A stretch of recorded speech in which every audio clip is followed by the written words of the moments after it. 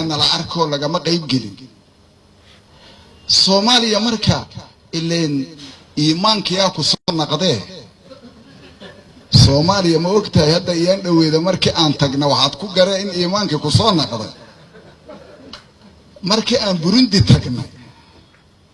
oo ilmaheeni dhalinyarada ahay ay inta Ethiopia iyo Kenya iyo reebeen ay final ki yimideen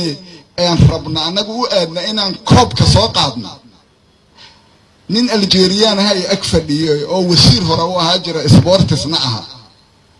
markuu ciyaartay aragay wuxuu yiri Soomaaliya iimaankiya u soo naqdo weeri asaan ka hubiyo anigu iska sheegi ma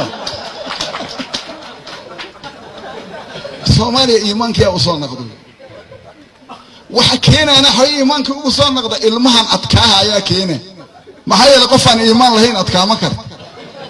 تنتي جوجينا دي أي أتكاها يان السنة دي اللي باتين تضبطي سنة معان فاين لو أدوي أنا كمركا إيمانك ما دام نقصون نقدر وحالة يري